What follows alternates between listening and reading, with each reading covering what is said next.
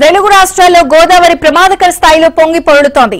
ముఖ్యంగా తెలంగాణలోని ఉమ్మడి ఆదిలాబాద్ జిల్లాలో గోదావరి ఉగ్రరూపం దాల్చింది. ఎగువన మహారాష్ట్ర నుంచి భారీగా వరదొస్తోంది. దీంతో నిర్మల్, మంచిర్యాల జిల్లాల ప్రజలకు కంటి మీద కునుకు లేకుండా చేస్తోంది. శ్రీరామ్ సాగర్, ఎల్లంపల్లి ప్రాజెక్టుల గేట్లెత్తడంతో లక్షల క్యూసెక్కుల నీరు గోదావరిలోకి చేరుతోంది. కాళేశ్వరం దగ్గర మొదటి ప్రమాద హెచ్చరిక జారీ చేశారు. భద్రాచలం దగ్గర రెండవ ప్రమాద హెచ్చరిక జారీ చేయనున్నారు.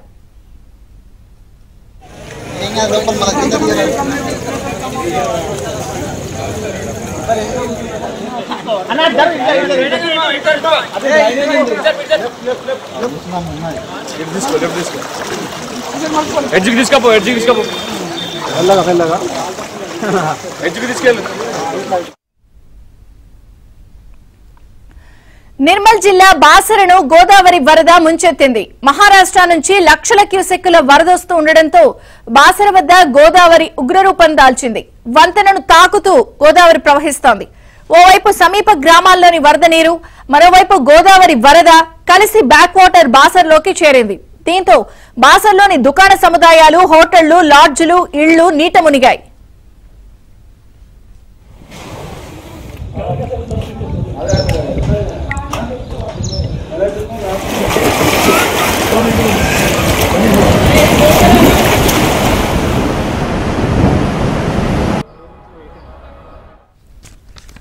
ఇక బాసర గోదావరి పుష్కర ఘాట్ వరకు వెళ్లే మార్గం పూర్తిగా జలమయమైంది. వరదలో చిక్కుకున్న పలు కుటుంబాలను ఎన్డీఆర్ఎఫ్ బృందాలు సురక్షితంగా బయటకు తీసుకొచ్చాయి. ఆలయ సమీపంలోని వీధులన్నీ జలమయమయ్యాయి.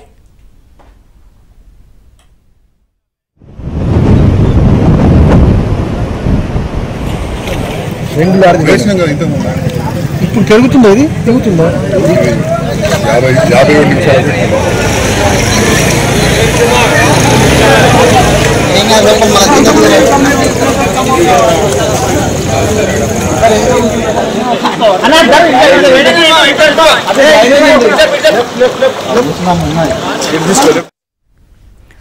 పోలీసు, రెవెన్యూ యంత్రాంగం పరిస్థితిని సమీక్షిస్తోంది.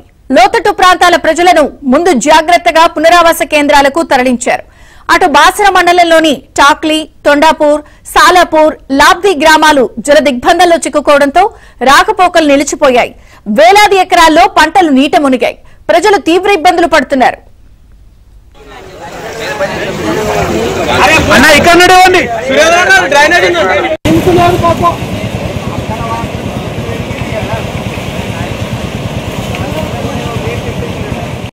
చాలా వర్షం పడింది. దానివల్ల వాటర్ అన్ని మా ఇంట్లోకి వచ్చేసాయి. కిందున్న వాళ్ళందరూ వేరే వేరే దగ్గరికి వెళ్ళిపోయారు. మేము పైన ఉండడం వల్ల మాకేం కాదనుకున్నాం, కానీ మా వరకు వాటర్ వచ్చేసరికి మమ్మల్ని పోలీస్ శాఖ వారు కాపాడారు. వర్షం ఉద్రిక్తత చాలా రాను రాను ఎక్కువనే ఉంది. ఇక్కడ అమ్మవారి దగ్గర ముస్లిమ్స్ తొందరగా వచ్చి మమ్మల్ని సేఫ్గా కాపాడింది. రైతులు చాలా చేనులు మునిగిపోయాయి. రైతులకు ఆదుకోవాలి ప్రభుత్వం. రైతులు భూములు చాలా మునిగిపోయి ఒక 1000 ఎకరాల పైన మునిగిపోయిన బాసర్లో వాళ్ళకు కూడా కాంపెన్సేషన్ ఇప్పించాలని ప్రభుత్వాన్ని కోరుతున్నాం.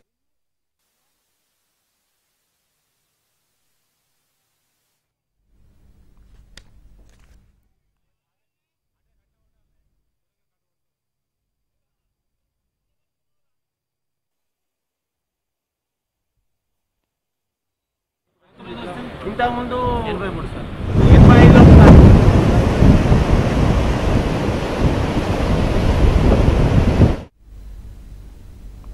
ఇక తెలంగాణలో ఇప్పటికీ కూడా ఉమ్మడి మెదక్, ఉమ్మడి ఆదిలాబాద్, అలాగే ఉమ్మడి ప్రధానంగా కామారెడ్డి జిల్లాల్లో కూడా ఇటువంటి పరిస్థితే వరద ప్రభావం తీవ్రంగా కనిపిస్తోంది. గోదావరి మహోగ్ర రూపంగా ప్రవహిస్తోంది. అటు బాసర్లో కూడా బ్యాక్ వాటర్ చేరిపోయి ఆలయ వీధులు, పరిసర ప్రాంతాలన్నీ కూడా జలమయమయ్యాయి. ఇక కామారెడ్డి పరిసర ప్రాంతాల్లో ఎటువంటి పరిస్థితి ఉంది? ఏదైనా పరిస్థితి మారిందా? వరద ప్రభావం నుంచి ఏమన్నా కొంత రిలీఫ్ వచ్చిందా? అప్డేట్స్ అందించడానికి శ్రీపతి లైవ్ లో సిద్ధంగా ఉన్నారు. శ్రీపతి, విజయ చంద్రిక, బాసర వద్ద గోదావరి ఉధృతంగా ప్రవహిస్తోంది. మహారాష్ట్ర నుంచి ఇంకా భారీ వరద వస్తూనే ఉంది. ప్రస్తుతానికి సుమారు 4,50,000 క్యూసెక్ల ఇన్ఫ్లో కొనసాగుతోంది. దీంతో ఈ బాసరలో గోదావరి వరదంతా కూడా గ్రామానికి చేరుకుంటుంది. ప్రధానంగా అమ్మవారి ఆలయం వరకు కూడా నీరు చేరిన పరిస్థితి కనిపిస్తుంది. మనం చూస్తున్నాం ప్రస్తుతం బాసర అమ్మవారి ఆలయం వద్ద మనం ఉన్నాం. ఇది బాసర సరస్వతి దేవి దేవస్థానం. ఇది మనం చూస్తున్న ఈ ఎంట్రీ నుంచి లోపలికి వెళ్తే అమ్మవారి ఆలయం ఉంటుంది, ప్రధాన ఆలయం ఉంటుంది. ఈ ఎంట్రీకి సంబంధించిన ప్రాంతంలో ప్రస్తుతం మనం ఉన్నాం. ఇక్కడ చూస్తే ఇది గోదావరి నుంచి సుమారు 2 కిలోమీటర్ల దూరంలో ఉంటుంది. అయితే గోదావరి వరద భారీ ఎత్తున రావడంతో ఆ వరదంతా కూడా ప్రస్తుతానికి ఈ ఆలయ పరిసరాల్లోకి చేరుకుంది. మనం చూస్తే కొన్ని అడుగుల దూరంలోనే ఇక్కడ మనం వీధిలో చూడొచ్చు. ఇది శ్రీ వేదవ్యాస మహర్షి దేవస్థానానికి సంబంధించిన పక్కనే ఉన్న వీధి ఇది. అంటే ఇక్కడ నుంచే ప్రస్తుతం మనం నిల్చున్న ఈ దేవస్థానం ప్రధాన ద్వారంకి చేరుకుంటాం. ఈ మార్గం అంతా కూడా గోదావరి వరద చేరింది. మనం చూస్తే జనాలు కూడా ఇక్కడున్న జనాలు కూడా వరదలోనే ఇబ్బందులు పడుతూ నడుస్తున్నారు, ఇబ్బందులు పడుతూ వారి దినచర్యలను కొనసాగిస్తున్నారు. ఈ పక్కనే మనకు సంబంధించిన షాపింగ్ కాంప్లెక్స్లు ఉన్నాయి, అంటే వ్యాపార కేంద్రాలు, వ్యాపార సముదాయాలు ఉన్నాయి. అలాగే లాడ్జులు, హోటల్ అన్ని కూడా ఈ వీధుల్లోనే ఉన్నాయి. ప్రధానంగా 2 పక్కల కూడా ఇప్పుడు మనం గోదావరితో పోల్చుకుంటే 2 పక్కల కూడా గోదావరి వరద ఈ టెంపుల్ వరకు చేరుకుంటుంది. అంటే 2 పక్కల నుంచి వరద పోటెత్తుతోందని చెప్పుకోవచ్చు. అయితే ఏదైతే మహారాష్ట్ర ప్రాంతం నుంచి భారీ వరద వస్తుందో ఇదంతా కూడా ఇంకా కంటిన్యూ అవుతా ఉంది. గత 24 గంటలుగా ఈ గోదావరి ఇక్కడ ఉగ్ర రూపం ప్రదర్శిస్తోంది, ఉధృతంగా ప్రవహిస్తుంది.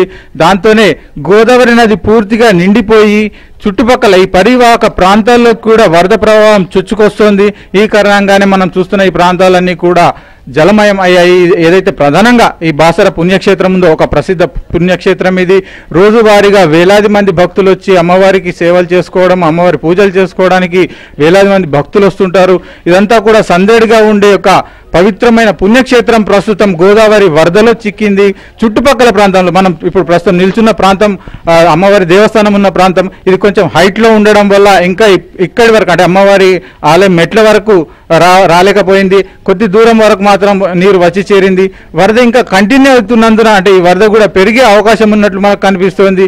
పైభాగంలో ఇటు గోదావరి నది కావచ్చు, అలాగే మంజీరా నది, ఈ 2 నదులు కూడా ఉధృతంగా ప్రవహిస్తున్నాయి. ఈ 2 నదుల ప్రవాహం పోటెత్తుతోంది. మనం ఏదైతే తెలంగాణ రాష్ట్రంలోకి ఒక ప్రవేశ మార్గంగా ఉంది ఈ ప్రాంతం, అంటే గోదావరి తెలంగాణ రాష్ట్రంలో ఎంటర్ అయ్యే ఒక ప్రాంతం ఇది. ఈ ప్రాంతంలోనే గోదావరి ఇంత తీవ్రంగా ఉధృతంగా ప్రవహించడంతో కింది భాగంలో శ్రీరామ్ సాగర్ ప్రాజెక్టు వరకు కూడా ఈ వరద కొనసాగుతోంది. అయితే ఈ వరద వల్ల ఈ ప్రాంత పరిస్థితి ఎట్లా ఉంది, స్థానికులు ఏమనుకుంటున్నారో తెలుసుకునే ప్రయత్నం చేద్దాం. సార్ చెప్పండి, ఈ బాసర పుణ్యక్షేత్రం ఇది, ఇక్కడ వరద పరిస్థితి ఎట్లా ఉంది? మీరు గ్రామంలో ఎలా ఇబ్బందులు పడుతున్నారు? సార్ నేను ఇక్కడ గ్రామ పంచాయతీ గ్రామ సర్పంచ్ని. ఇక్కడ గత వారం నుంచి భారీ వర్షాలు రావడంతో గోదావరి ఉధృతంగా ప్రవహించి గోదావరి అమ్మవారి గుడి దగ్గరికి రావడం జరిగింది. గత 40 సంవత్సరాల 40 years కింద వచ్చిన వాటరు మళ్ళీ ఇప్పుడు వచ్చినాయి సార్. మళ్ళీ మా ఏరియాలో మొత్తం 4 నుంచి 5,000 ఎకరాల భూమి పంటకు వచ్చి సోయా చేతికి వచ్చిన పంట సార్. మళ్ళీ వరి మొత్తం 4-5 వేల ఎకరాలు నష్టమైంది సార్. దీనికి పై అధికారులు కలెక్టర్ కానీ ఎవరైనా పట్టించుకొని కొంచెం రైతులకు ఆదుకోవాలి సార్. ఎన్ని ఇళ్లలో మునిగింది, అంటే ఎన్ని ఇళ్లకు నీరు వచ్చింది? ఇక్కడ షాపింగ్ కాంప్లెక్స్ కూడా మనం ఉన్న దగ్గర ఇక్కడ అంతా వ్యాపారాలు ఉన్నాయి, ఎట్లా ఉంది పరిస్థితి? షాపింగ్ కాంప్లెక్స్లో షాపులలో కూడా వాటర్ వచ్చినాయి సార్. మళ్ళీ లాడ్జీలలో కూడా ఒక 20 లాడ్జీలలో వాటర్ వచ్చినాయి సార్. లాడ్జీలలో కొందరు భక్తులు ఉండి సార్, వాళ్ళందరినీ మనం బయట తీసుకొచ్చాం సార్. బయట తీసుకొచ్చి రోజు జనాలు వచ్చే ప్రాంతం మీద అంటే అమ్మవారి పూజ కోసం వచ్చే పరిస్థితి ఎట్లా ఉంది నిన్నటి నుంచి ఇక్కడ? అంటే జనాలు లేకపోవడాన్ని ఎట్లా చూస్తున్నారు? మనుష్యంగా మారిపోయింది సార్. ఇప్పుడు రోడ్లని బాగాలేవు సార్, రోడ్లు బాగాలేవు, భయపడుతూ భయంకి ఎవరు వస్తలేరు భక్తులు కూడా, మొత్తం నిర్మానుష్యంగా మారిపోయింది.